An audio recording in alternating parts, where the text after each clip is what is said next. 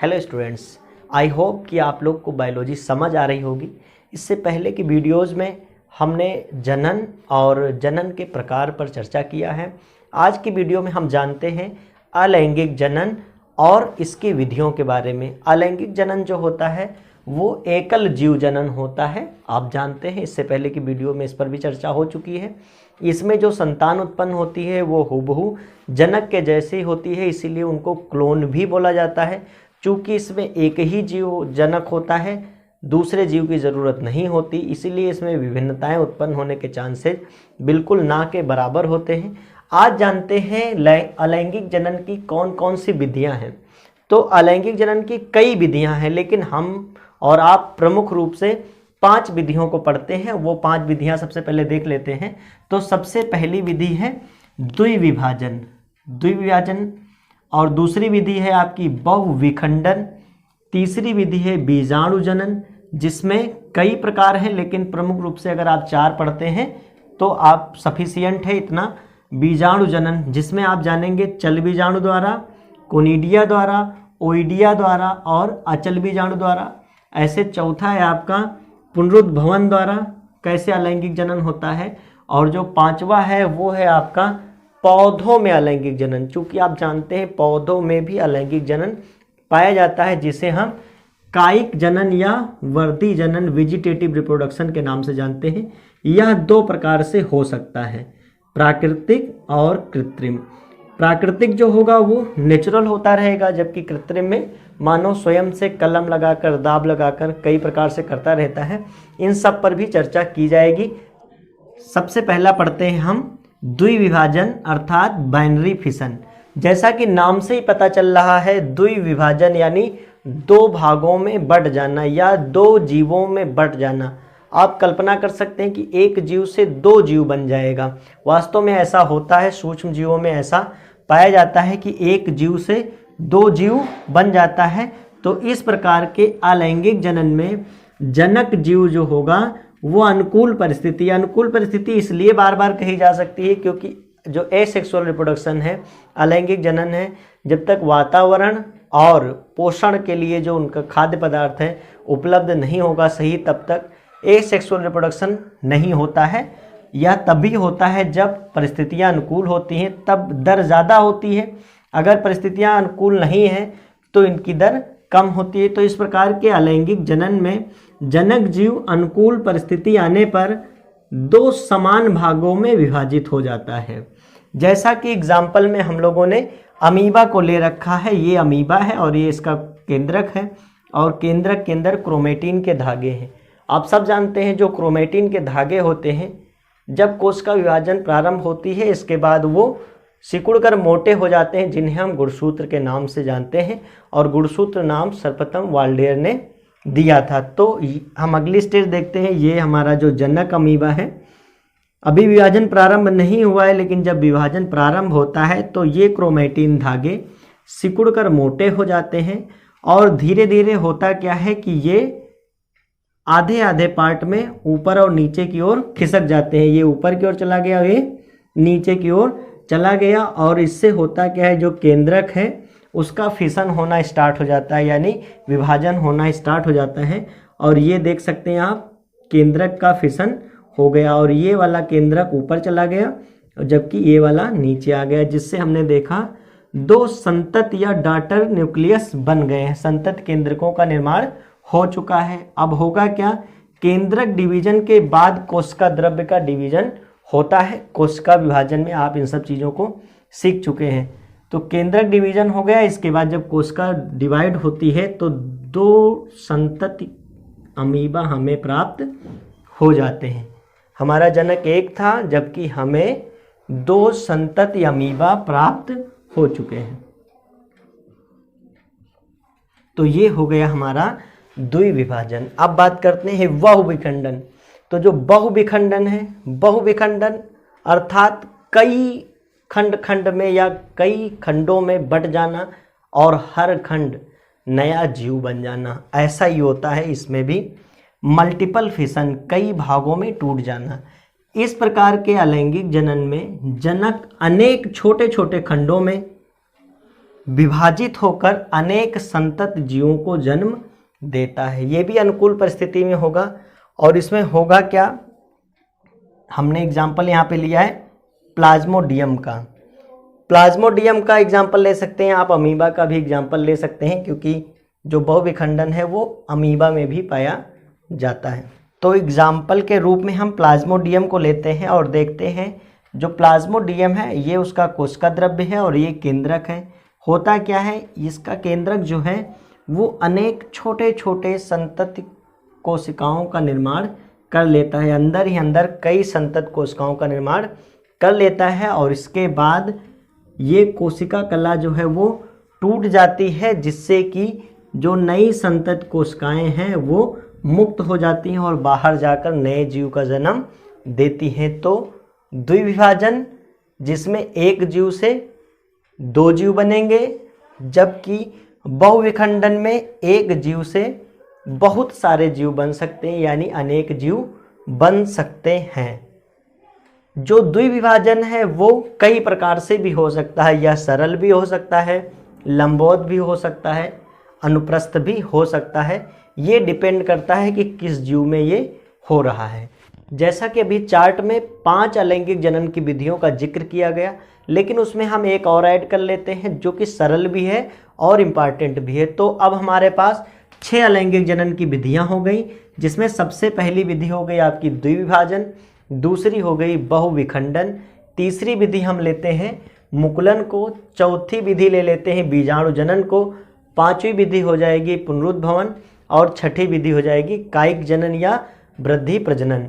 तो बात करते हैं अब हम मुकुलन द्वारा। तो मुकुलन विधि जो होती है इसे हम इंग्लिश में बडिंग बोलते हैं, और बड का अर्थ होता है किसी की बॉडी के ऊपर कोई आउटग्रोथ जम जाना, यानी अगर कोई बॉडी है, कोई सेल है, उसके ऊपर कोई अन्य आउटग्रोथ जम जाए जो कि टूटने के बाद नया जीव का निर्माण कर ले। जैसा कि अगर हम इसको पढ़ते हैं तो मुकुलन के दौरान जनक से नए जीव की उत्पत्ति एक आउटग्रोथ के रूप में होती है। यह आउटग्रोथ मुकुल, जिसे इंग्लिश में बड कहते हैं, कहलाता है। जैसे एग्जाम्पल हमने ईस्ट लिया है, आप हाइड्रा में भी मुकुलन की विधि को देखने को आसानी से पा सकते हैं। तो आप हाइड्रा भी एग्जाम्पल में ले सकते हैं या ईस्ट भी ले सकते हैं। ईस्ट में हम देखते हैं जो जनक है, ये जनक का जो न्यूक्लियस है उसका डिवीजन होता है और बॉडी के ऊपर एक आउटग्रोथ उत्पन्न हो जा रही है। आप देख रहे हैं ये बॉडी के ऊपर एक आउटग्रोथ उत्पन्न हो जा रही है, जो कि आगे चल करके यहाँ से सेपरेट हो जाती है और अलग हो जाती है, जिससे कि संतत कोशिका या संतति का निर्माण होता है। तो हम देखते हैं कि जो जनक है वो वैसा का वैसा बना हुआ है और एक नया जीव भी उत्पन्न हो गया है। आप देखें ये जनक है, ये जनक है, ये जनक है, और यहाँ आउटग्रोथ उत्पन्न हुई, जिससे कि आउटग्रोथ के टूटने के बाद नई संतान उत्पन्न हो गई। नेक्स्ट समझते हैं। नेक्स्ट है आपका बीजाणु जनन। बीजाणु जनन को हम लोग स्पोरुलेशन कहते हैं, क्योंकि इसमें स्पोर्स का निर्माण होता है और स्पोर्स के द्वारा ही यह जनन होता है। तो इसमें क्या होता है, सबसे पहले जानते हैं बीजाणु क्या होते हैं। तो बीजाणु एक कोशिकीय पतली भित्ति युक्त, बहुत पतली भित्ति पाई जाएगी इनके ऊपर, अगुणित यानी सिंगल नंबर होगा, अलैंगिक जनन काय होते हैं, अलैंगिक बॉडी होते हैं। इनका निर्माण प्रतिकूल परिस्थितियों में होता है। जैसा कि हमने कुछ विधियां भी पढ़ रखी थी, उसमें हमने जाना था वो एसेक्सुअल रिप्रोडक्शन जो हो रहा था वो अनुकूल परिस्थितियों में हो रहा था, लेकिन जो ये हो रहा है वो प्रतिकूल परिस्थितियों में हो रहा है। और प्रतिकूल परिस्थितियों में क्या होता है कि इनका निर्माण हो जाता है, ये बीजाणु निर्मित हो जाते हैं। जब परिस्थिति अनुकूल आती है तो ये उस बॉडी से सेपरेट हो जाते हैं और उड़ करके, या जो नहीं चल पाते हैं वहीं गिर करके नए जीव का निर्माण कर लेते हैं। तो लिखा हुआ है इनका निर्माण प्रतिकूल परिस्थितियों में होता है, जो अनुकूल परिस्थितियों में नए जीव का निर्माण कर लेते हैं। ये निम्न प्रकार के हो सकते हैं। इनके प्रमुख 4 प्रकार आपको पढ़ने हैं, जिसमें से सबसे पहला है चल बीजाणु द्वारा यानी बाई जू स्पोर्स। जू स्पोर्स वो होते हैं जो मूव कर सकते हैं, क्योंकि इनमें मूविंग के लिए कसाब पाया जाता है जिसकी हेल्प से ये लोग मूव कर पाते हैं। तो ये बीजाणुधानी से मुक्त होकर कुछ समय तक जल में तैरते रहते हैं और तैरने के पश्चात आधार से चिपक जाते हैं और नए जीव का निर्माण कर लेते हैं। जैसा कि यहाँ देख सकते हैं आप, इलोथ्रिक्स है या शैवाल है, इन सब में स्पायरोगायरा है आदि में ये सब पाया जाता है। हम लोग कोई एग्जाम्पल ले सकते हैं, मतलब यहाँ लिख सकते हैं आप शैवाल। एग्जाम्पल में हम ले लेते हैं शैवाल।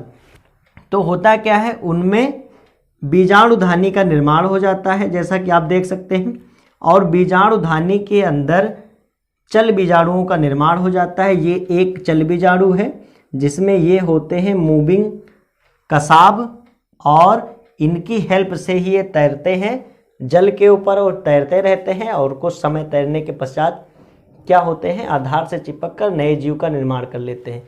तैरते क्यों हैं? तैरने से इनको हेल्प ये होता है, ये दूर दूर तक फैल सकते हैं, क्योंकि जो अचल होंगे वो जहाँ पर बीजाणुधानी फटी वहीं पर आसपास ही जमेंगे, जबकि ये क्या होते हैं, थोड़ी दूर तक भी जा सकते हैं। तो ये हम समझ गए कि इससे नया जीव बन जाएगा और अनेकों बन जाएंगे, क्योंकि इनकी संख्या हम गिन नहीं सकते कि कितने ज़्यादा बीजाणुधानी होंगी और कितने ज़्यादा जूस्पोर्स बनते हैं। नेक्स्ट है आपका कोनिडिया द्वारा। कोनिडिया द्वारा अगर आप लेते हैं तो इसका एग्जाम्पल हम लोग क्या ले लेते हैं, कवक। कवक में, कवक जाल में इनका निर्माण हो जाता है। इन बीजाणुओं का निर्माण बहिर्जातीय रूप से होता है, मतलब बॉडी के बाहर होता है। कवक सूत्र में कोनिडिया फोर निर्मित हो जाता है, जिनसे एक कोशिकीय कोनिडिया उत्पन्न होते हैं। कोनिडियो फोर में एक कोशिकीय कोनिडिया, जो भी स्पोर्स होंगे वो सब एक कोशिकीय होते हैं।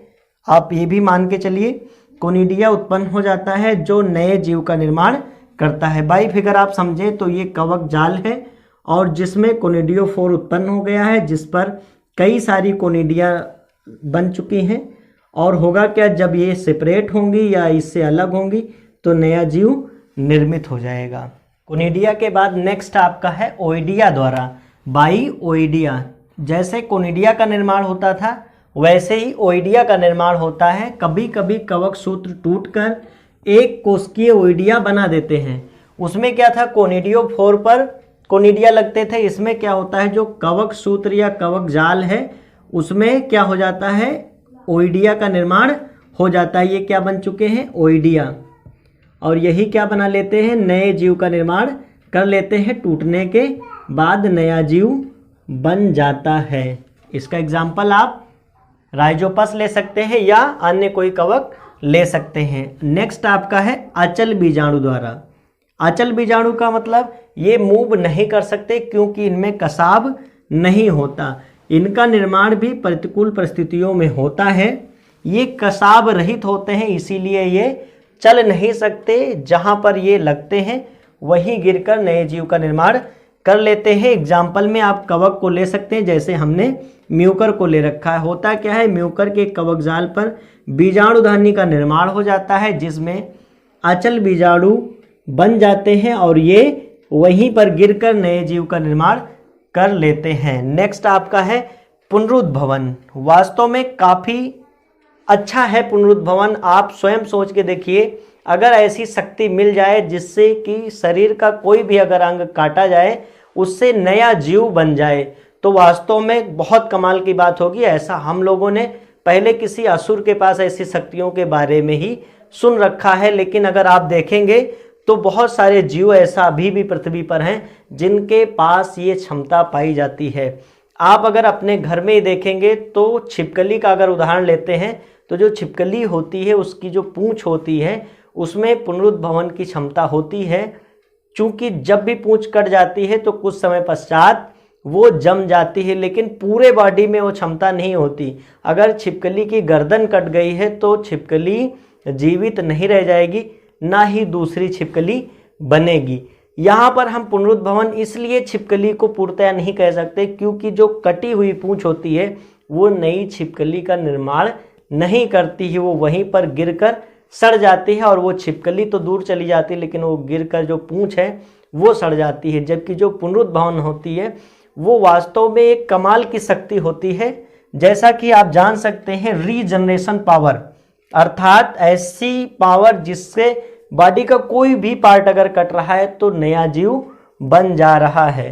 किसी जंतु के किसी भी भाग को काटकर सामान्यतया नए जंतु की उत्पत्ति को पुनरुद्भवन कहते हैं। और सबसे ज़्यादा पुनरुद्भवन की पावर जो है वो प्लेनेरिया में पाई जाती है। ऐसे ही हाइड्रा में ये शक्ति पाई जाती है। जैसे एक एग्जांपल में हमने प्लेनेरिया को लिया, ये है प्लेनेरिया।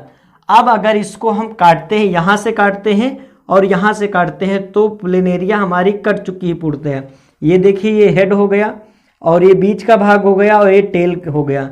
अब होता क्या है, ये वास्तव में अगर कोई अन्य जीव होता तो ये मर चुका होता, लेकिन क्या होता है, स्वयं ये दोबारा रिफॉर्म भी नहीं होता कि ये घाव भर जाएं और ये नया प्लेनेरिया बने। वास्तव में इसके जो कटे हुए भाग हैं वो नए प्लेनेरिया बना लेते हैं। यानी जो एक प्लेनेरिया थी, अगर उसको हमने 3 भागों में काटा तो उससे हमें 3 प्लेनेरिया मिल चुके हैं। ये देखिए, एक जीव से 3 जीव बन चुके हैं। तो वास्तव में ये बहुत कमाल की पावर होती है इन जंतुओं में। अब हमारा जो छठा बचा हुआ है कायिक प्रवर्धन या कायिक जनन या वृद्धि प्रजनन, उसकी चर्चा हम डिटेल में नेक्स्ट वीडियो में करते हैं, क्योंकि वो काफ़ी ब्रॉड वो भी है। तो मिलते हैं अगले वीडियो में। तब तक के लिए यूं ही पढ़ते रहिए, हमेशा मुस्कुराते रहिए, अपना और अपनों का ख्याल रखिए। बहुत बहुत धन्यवाद।